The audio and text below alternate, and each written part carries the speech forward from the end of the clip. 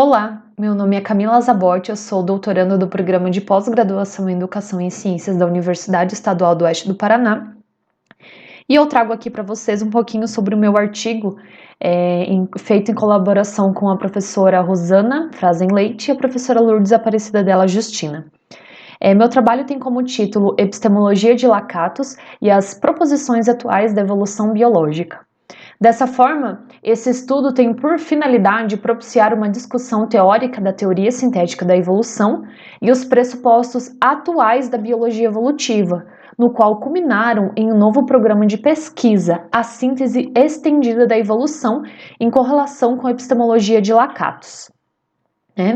Então, esse trabalho visa fazer essa relação da biologia evolutiva, os seus pressupostos atuais, fazendo uma relação com a epistemologia de Lakatos. E para a gente fazer essa relação, precisamos entender como que se dá a epistemologia de Lakatos. Então, Lakatos, ele foi um importante filósofo da ciência do século XX, e ele explica que a ciência ela progride por meio de programas de pesquisas, nos quais eles podem ser progressivos ou regressivos. Então, a ciência é constituída por meio de programas de pesquisa científica. E, além disso, a ciência é construída por três estruturas básicas. Ele denomina o cinturão protetor, o núcleo firme e as heurísticas, tanto negativa quanto positiva. Então, aqui nesse esquema, podemos perceber como que se dá essa relação do funcionamento da ciência segundo a epistemologia de Lakatos, Então, temos o núcleo firme. O núcleo firme é o conceito que sustenta toda a teoria, são os conceitos, toda a teoria de determinado programa de pesquisa. Então, é algo irrefutável. E o cinturão protetor, ele visa proteger das teorias e os principais conceitos, o cerne desse programa de pesquisa.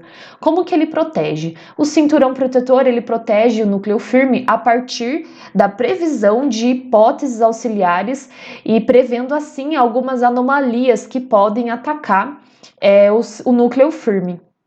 Então, o cinturão protetor ele se dá por um conjunto de hipóteses auxiliares resultados da heurística positiva.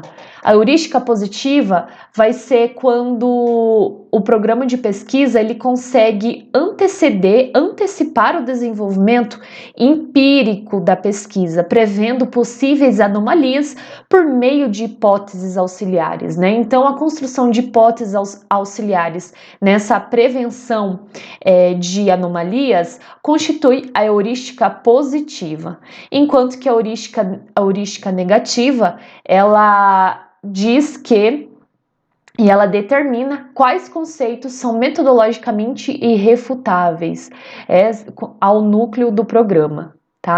Então, Lakatos diz que os programas de pesquisas eles podem ser tanto progressivo quanto regressivo.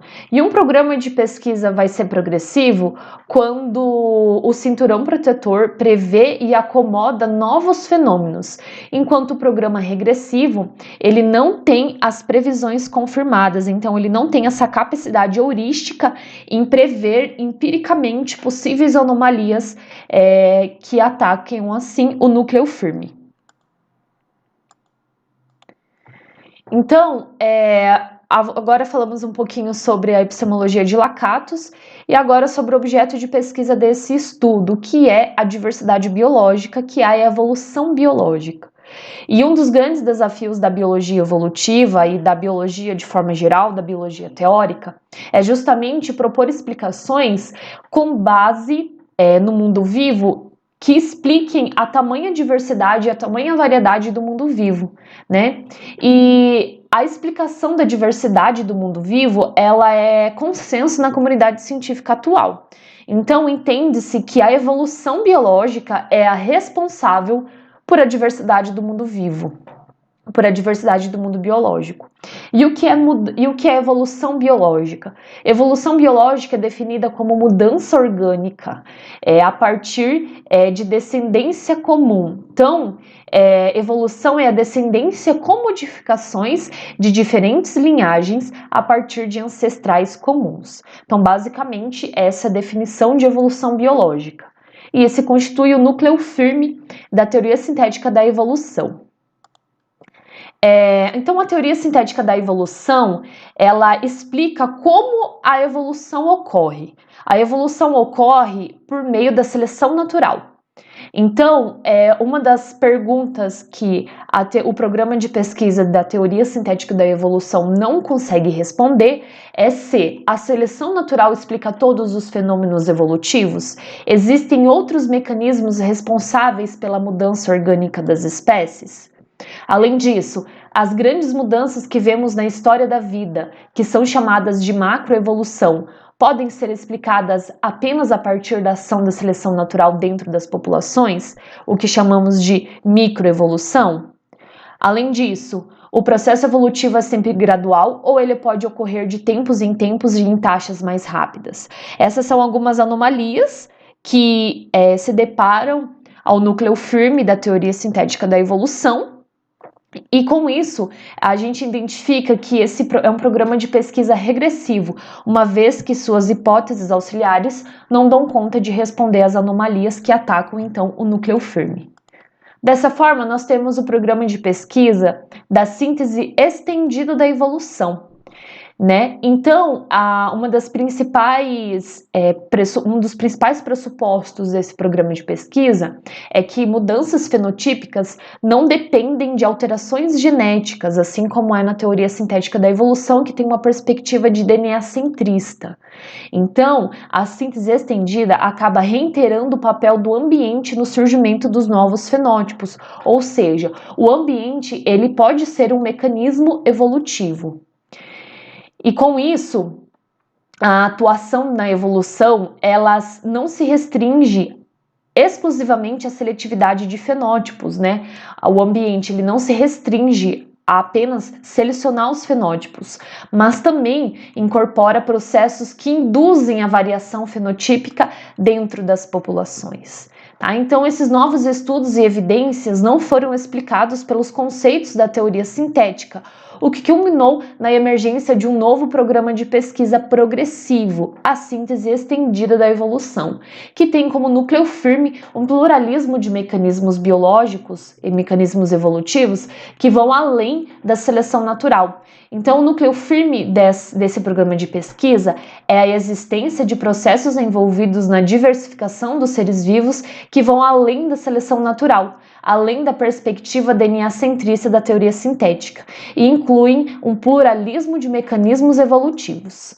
Então, resumidamente, no programa de pesquisa da síntese estendida da evolução, o ambiente ele não se restringe exclusivamente à seletividade de fenótipos, mas incorpora também processos indutores de variação fenotípica dentro das populações. Isso quer dizer o quê? Que temos, então, uma pluralidade de mecanismos evolutivos que inclui sistema de herança epigenética, plasticidade fenotípica, construção de nicho e seleção natural e deriva genética. Com isso, com essa pluralidade de mecanismos evolutivos, nós reiteramos o papel do ambiente e do desenvolvimento na mudança fenotípica. Então, temos o novo programa de pesquisa progressivo, que é a síntese estendida da evolução. Então, a síntese estendida tem uma explicação mais completa e consistente sobre a origem das formas sobre as quais a seleção natural pode atuar. Além disso, entendemos, fazendo uma relação com a epistemologia de Lakatos, que substituir uma teoria não quer dizer que a outra é falseada, né? Então quer dizer o quê? Que a teoria sintética da evolução ela não é falseada, né? É uma substituição que não ocorre um falseamento. E o núcleo firme da síntese estendida defende uma pluralidade de processos envolvidos nas explicações causais da evolução. Lakatos afirma que a revolução científica é racional porque se dá quando um programa supera o outro, e essa superação não ocorre de maneira rápida. Por isso, muitas vezes, os programas funcionam juntos, como é o caso desse estudo. Justifica-se, então, a necessidade de reflexões epistemológicas na busca por maneiras de incluir esses novos entendimentos a respeito da biologia evolutiva no ensino de evolução e também na formação de professores, visto que a concepção integrada dos fenômenos naturais e processos biológicos ocorre mediante a compreensão da evolução biológica. as referências desse trabalho e, por último, o meu contato para mais esclarecimentos. Obrigada a todos.